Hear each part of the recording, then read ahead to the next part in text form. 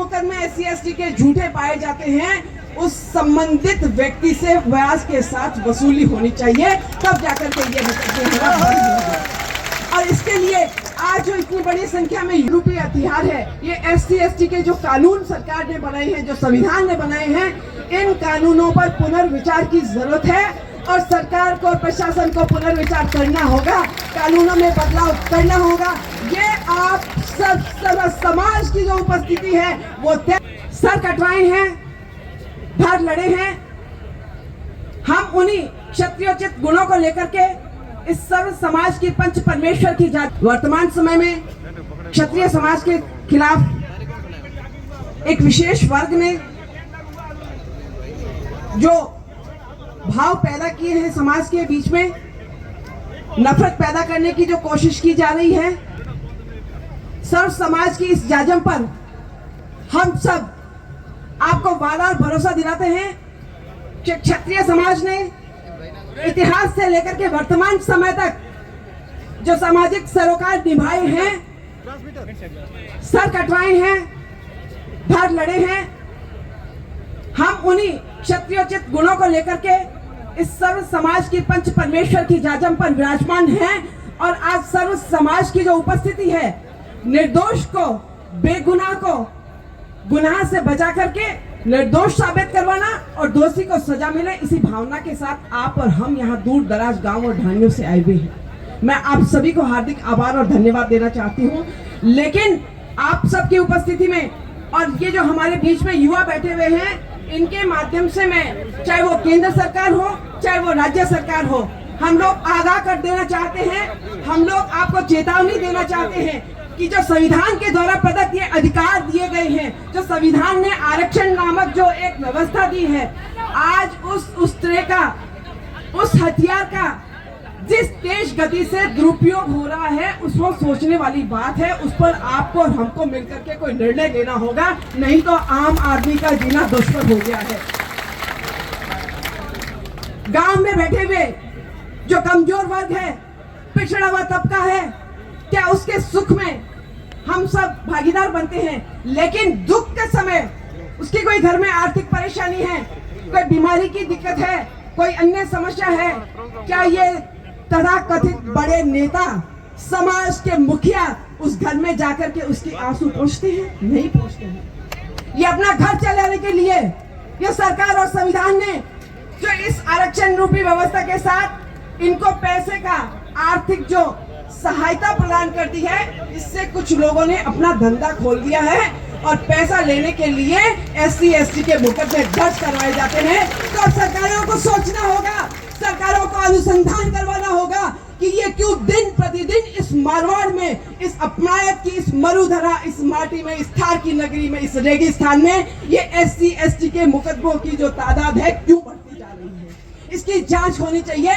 और अगर जो भी मुकदमे SC/ST के झूठे पाए जाते हैं, उस संबंधित व्यक्ति से ब्याज के साथ वसूली होनी चाहिए, तब जाकर के ये मुकदमे।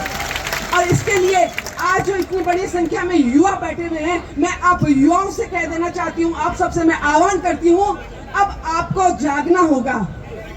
अब आपको अधिकार, आपके मौलिक अधिकार जो संविधान ने आपको दिए हैं, कर्तव्य तो आप और हम निभा रहे हैं। क्या हमने कर्तव्य को बेहतरीन तरीके से निभाने का ठेका लिया है? क्या गर्दन हम कटवाएंगे? जब अन्याय होगा तो संरक्षण हम देंगे, लेकिन झूठे आरोप लगा करके किसी निर्दोष व्यक्ति को फंसा देना, और ये समाज, ये जाति, पूरा इलाका ये चाहता है कि पुलिस प्रशासन हमारी रक्षा करे। पुलिस प्रशासन किस तरीके से रक्षा करेगा?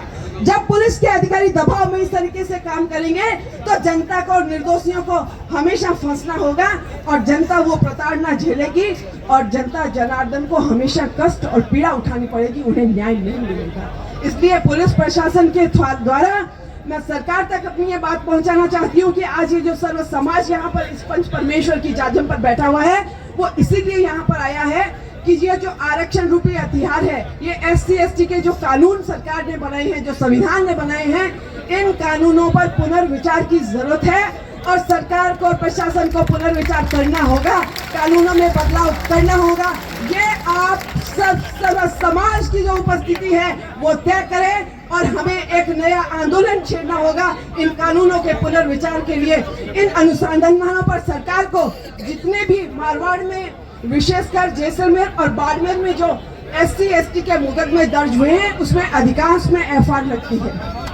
फिर भी बड़ी दुखद घटना है, जब इस पूरी प्रकरण का मैंने जगह जगह से पूछ करके आंकलन लिया तो सुनने में आया कि SP साहब ने कहा कि मुझे पता है नीम सिंह जी आपने दोष हैं, आपने सही कार्रवाई की है, पुष्पेंद्र सिंह जी आपने भी सही कार्रवाई की है, लेकिन क्या करें हमारी मजबूरी है। अरे साहब ये कैसी मजबूरी है? आप निर्दोषी को सजा दे रहे हैं। आपने उसकी 30 साल की जो बेदाग छवि है, उसकी बेदाग सेवाएं हैं, उसको आपने पनिशमेंट दे दिया। ये आपकी क्या किस तरीके का न्याय है? हम क्या उम्मीद करें कि ये पुलिस प्रशासन, ये गूंगी बहरी सरकार आपको और हमको न्याय देगी? वो समय याद कीजिए जब गांव में पंच परमेश्वर की जाजम पे बैठ करके निर्णय होते थे। हमारे बड़े बुजुर्ग गांव में बैठ करके निर्णय करते थे और सर्व समाज, सभी जाति के लोग उस निर्णय को स्वीकार करते थे और वो निर्णय बहुत बड़ा एक ऐतिहासिक निर्णय होता था। और वही कारण है कि आज भी लोगों में कहीं भी जब विवाद होता है तो एक ही आवाज आती है कि ठाकुर साहब की कोठरी में चलते हैं, वहां हमें न्याय मिलेगा। कि आज सर्व समाज की और इस रमजान के पवित्र मौके पर हाजी साहब ने जो आकर के आपकी हमारी पैठ दी है, उसने तय कर दिया है कि हम पहले भी न्याय प्रिय थे, आज भी हैं और भविष्य में भी रहेंगे। लेकिन मेरा इस मंच से पुरजोर शब्दों के साथ ये निवेदन है सरकारों से कि आप इस आरक्षण रूपी व्यवस्था और SC/ST का जो कानून है इसके ऊपर पुनर्विचार करें और ये जो मुकदमा दर्ज होने पर जो कानूनी सहायता के रूप में और उनको आर्थिक जो सहायता प्रदान की जाती है उसका दुरुपयोग रोकिए, उसकी तह में जाइए, उसके पीछे अपने जो भी चाहे आपकी IP है, चाहे इंटेलिजेंस है, वहां से जांच करवाइए।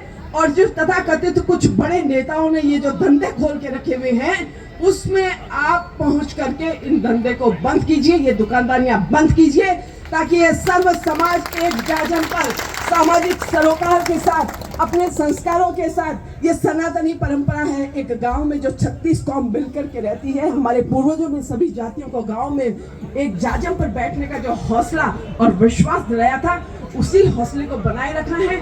उस हमारी सामाजिक सरोकार निभाने की परंपराओं को, हमारे संस्कारों को, हमारे सनातनी जो धर्म है उसको निभाने की भी जरूरत है। आपका हमका ये जितना आज जोश और जुनून है, इस जोश और जुनून के साथ मैं युवाओं से कहना चाहती हूँ, आपका अनुशासन, आपकी कर्मठता, और भगवान कृष्ण ने कहा है बिना किसी भाव के, बिना किसी वैमनस्यता के आप अपना कर्म कीजिए, फल आपको जरूर मिलेगा। आप सभी ने यहाँ पधार करके आज न्याय के लिए जो तो हमारे पुलिस के अधिकारी हैं, चाहे वो पुष्पेंद्र सिंह आडा हैं, चाहे वो नीम सिंह जी भाटी हैं, उन दोनों के साथ न्याय हो। इस न्याय की आवाज को पुरजोर समन और आवाज बुलंद करने के लिए वो सरकारों तक पहुंचे, उनको न्याय पहुंचे मिले। इस भावना को आपने आवाज देने के लिए यहाँ पर अपनी उपस्थिति दर्ज कराई और यहाँ पर आज शाम तक ये धरना प्रदर्शन जारी रहेगा।